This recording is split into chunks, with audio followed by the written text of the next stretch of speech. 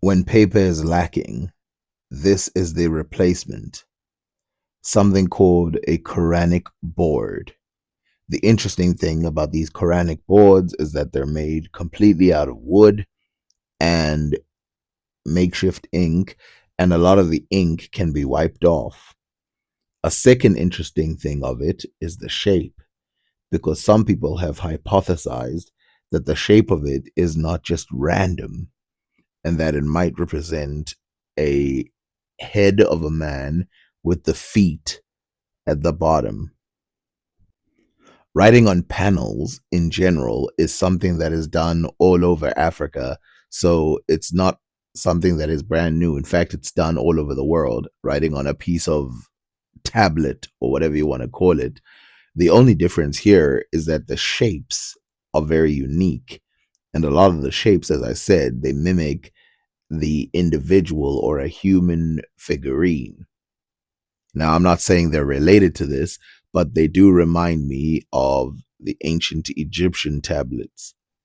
Interestingly, you've got the unnecessary shape, you've got the head that is not fully formed, you've got the body, the symbols at the bottom, and then you have at the very bottom what some people would say is symbolic of a woman's area or a man's area, but that's another question. But you can see how I can sort of see a similarity between these. Now, these Quranic boards were used from the 1100s all over Africa. A lot of people associate them with one place or another. I've seen some people associate them with Somalia. Some people associate them with Sudan. Some people associate them with West Africa. Some people associate them with Morocco, but they're really found all over Africa. And the ones that are more squarish, they're found in Morocco, even though they still have this handle thing, which again, they are wooden text all over the world, but they usually are in the form of a book. Perhaps more interesting is that these wooden boards have not always been used to write Quranic script. We actually know that in Africa, many different tribes use pieces of wood, and those pieces of wood, they would ritualize whatever they wanted on top of it. This one would be a example of this. You can see it's a piece of wood. Painted on it is, well, carved then painted on it is a beautiful painting. It's in the shape and everything. There is no need for this to be a panel. There is no need for it to be the shape that it is, except if there's ritualistically some kind of history in Africa to venerate panels or boards in this way. There are many other boards found in Egypt, which too have a lot of symbols around it.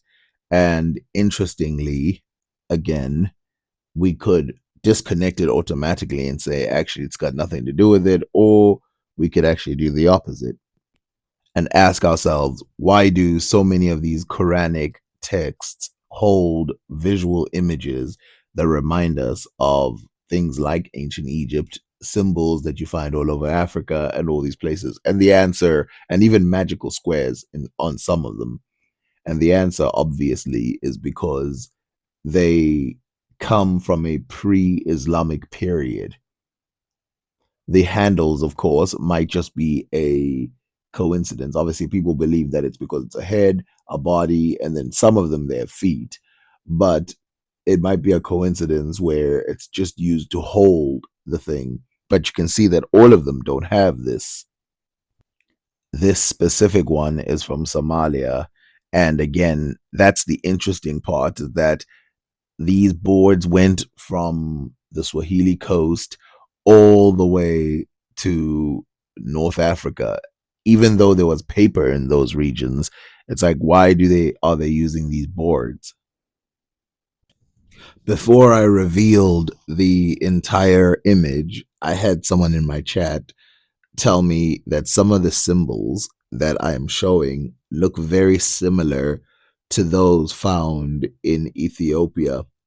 And I want to just point out that the Ethiopian scrolls, or the Ethiopian writing systems with the symbolic things around it, so you can see the Christian text and then with all these African symbols around it, they are very, very similar to the Quranic texts, which have all these African symbols around it. Of course, the one on the one side is Hausa, and the other one is Ethiopian. Now, the interesting thing about it is how they represent two completely different religions, yet I'm sure when it comes to the African part, that is where they're going to start to converge. Now, obviously, just because they're African doesn't mean that they both share exactly the same things, but it is an interesting thing to see. And I actually think it goes back to a lot of historical paintings. If you notice, a lot of the paintings in the past, even when they have writing, they have all these drawings around them, whether they're from the Garamantes, whether they're from the Numidians, whether they're from anybody. The ancient Egyptians would be another one that did this. And again, this is a very unique way of interacting with written language. The fact that written language cannot be separated from visual imagery. Now, of course, they do separate it because we live in the 21st century and that concept has been introduced.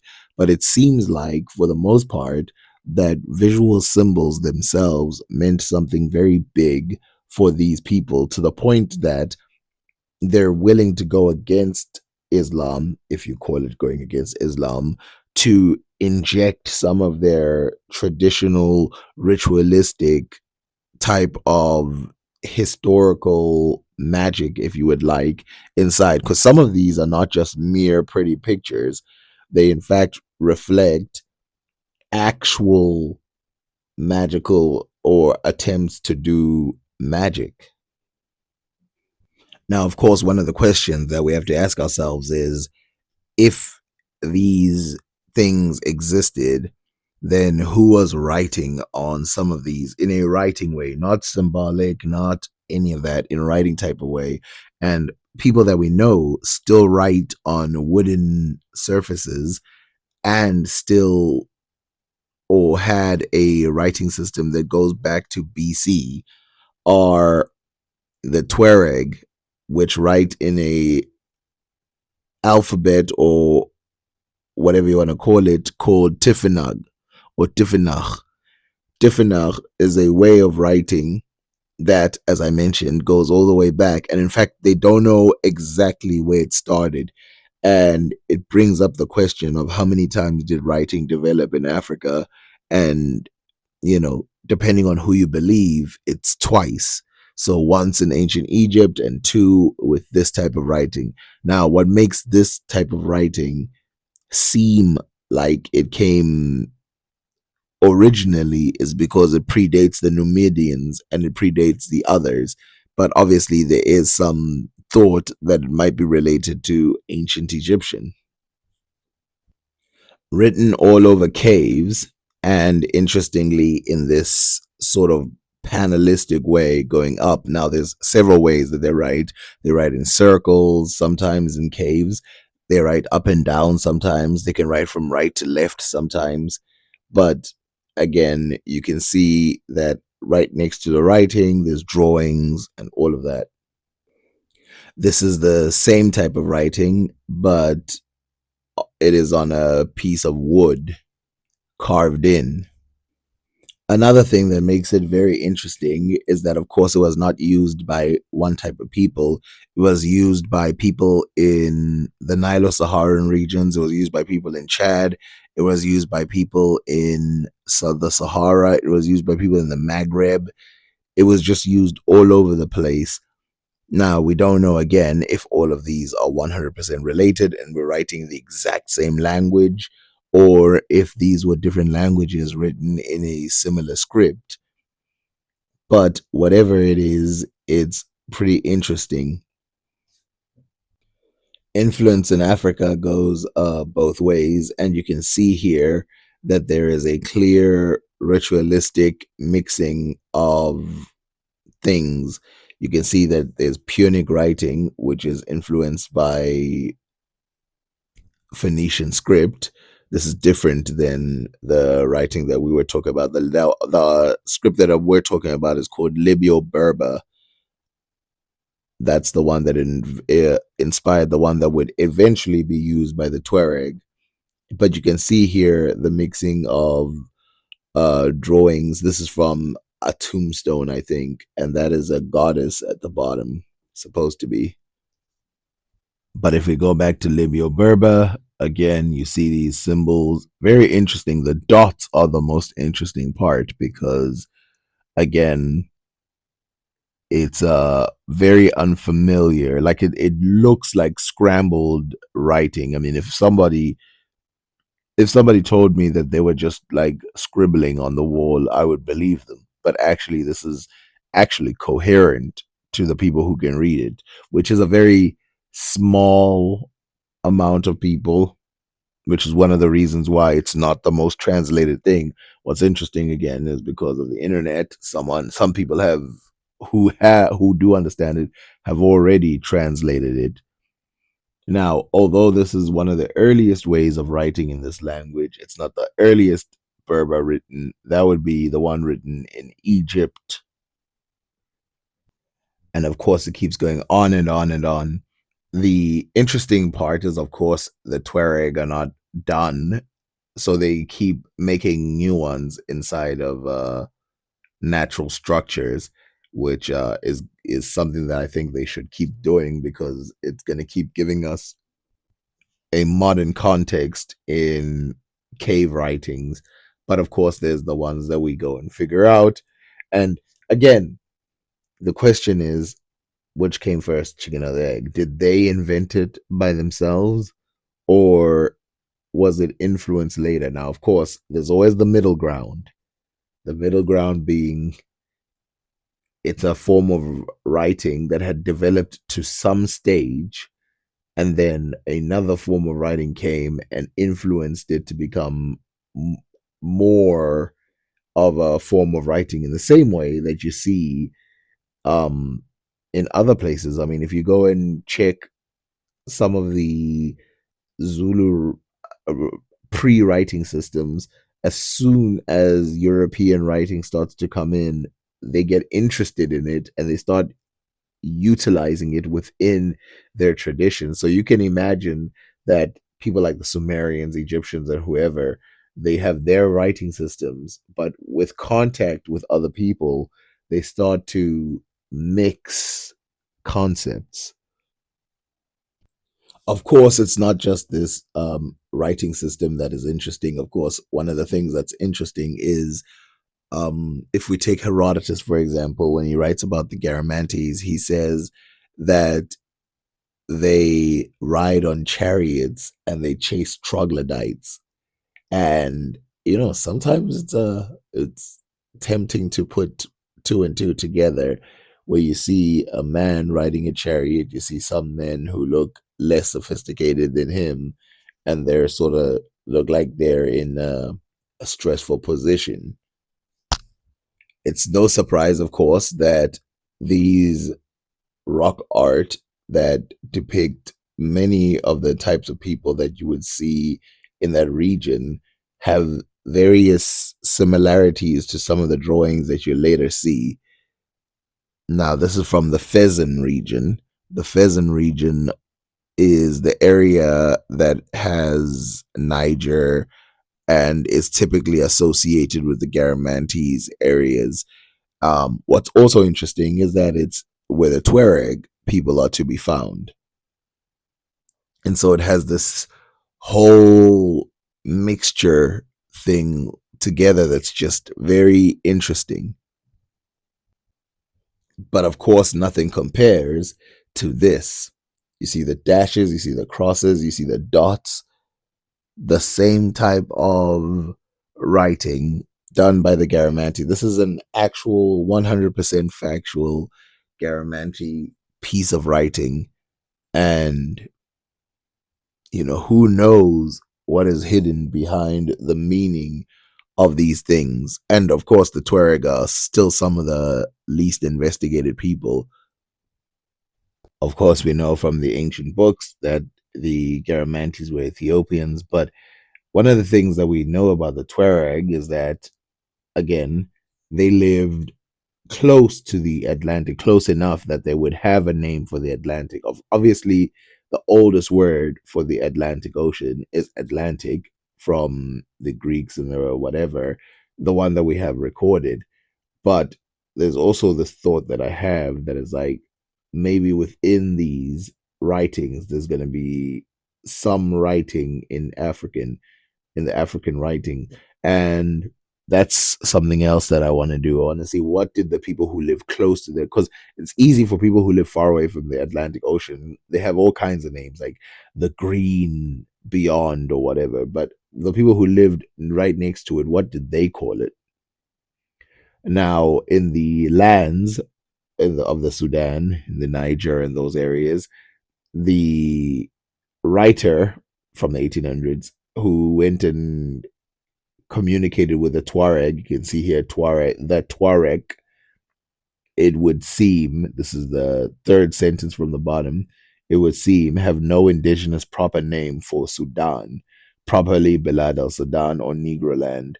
Most of them call it Agus, the South, which is a pretty interesting name, right? To call a place the South.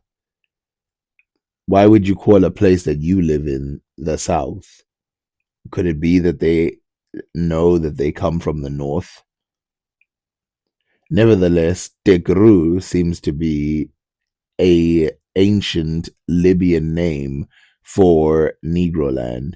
So that's the one that is another very interesting one that we see the word degrur used over and over again inside of European books, but they don't seem to know where this word comes from. And you see a piece near Senegambia where the word degrur is used for a specific location. But it is possible that the word degrur just meant that area that they eventually call the Negro lands because they sort of translated the way they want to. So you can see here that South, they still translated it to the Negro lands because they call it that. A remarkable peak called Tengik or Timgeh Towers, or this mountain mass being according to the intelligence of Chief Anur, who ought to be well acquainted with his own country, the most elevated country in the world. Okay, so the reason why this could help us is because it could get to the heart of the writing system. First, it could help us translate it if we can figure out how to write Dakrur, and if it hasn't changed from the um, Tuareg people and ancient times, Dakrur, the writing way, could symbolically help us figure out the other letters in the Garamantian language, which would change everything. I know for some people, my video on the Egyptians meeting the Berbers who can communicate with the Berbers who can communicate with snakes through ritual. I know it's like just a video, but if you think about it historically, that's a huge change in what direction we investigate that region. And again, we need to keep looking into stuff like this. We need to, obviously, wooden panels would have or wooden boards would have disappeared a long time ago for some cases, but in a lot of cases they still survive. We even have drawings of them. Now, some people might wonder why I obsess over writing, which is kind of obvious to me. But let me finish you off with a simple story. Let me end with a simple story. which is a true story. So if you see these are obviously the palm papers that were created by the Indonesians, but there was a war going on in Indonesia, and the Dutch, being afraid that these would be destroyed, grabbed a whole bunch of them and sent them to the museums in Netherlands, right? And then in later years, about 200 years later, they were translated because people could still read them and all of that. They were translated. And inside of these specific ones that I'm showing you, inside of these was secrets of trade between China and Indonesia. Not only was there that, but there was also illusions to or suggestions to trade between a further western state, which is not named, which we assume is either Madagascar or East Africa. But this is the thing about it, and it dots specific locations in Indonesia and who owns it and all of that. And most of these that were written are actually different than most other places in the world because they have a date, they have a name, they have the author, they have all of that, which is very precise and valuable information. And so this is why you have to obsess over these things, because once you find them, they're going to change everything. I mean, if we paid attention a lot to Indonesian history here, we would basically, I mean, how many of you know anything about Indonesian history? That's my question. But if we were paying attention to Indonesian history, we basically have an entire layout laid out for us by the Indonesians themselves. There's a whole book, which again, I haven't finished reading, but I've started reading, that is about the trade in that region. And this book is not a modern book, it's a translation of these palm leaf books. This is the history that keeps on giving. Now, of course, again, you can't just trust everything you read, even if the Garamantes tell us everything. I mean, look at that Libyo Berber thing, they're worshiping snakes and stuff. You don't just take everything you read and you say it's gospel because they wrote it down, but it will tell us way more than think about how much we used to know about what the Berbers did prayer wise. Would you ever think that the Garamantes were worshiping snakes? Is that something that would like crawl into your head without some type of motivator? I know that there were definitely animists, because why wouldn't they be? Well, firstly, it's written down in the Roman and Greek text, but then secondly, it's also written that they're scarred in the face, which tells me that they're the same as the other Africans. And then, of course, there's no, with very little exception, Africa, North and South, doesn't matter what race you think they are, most of the people were animists. So I'll finish by saying a lot of people dismiss these as like um, showing non sophistication. In my opinion, this shows extreme sophistication. Thank you very much.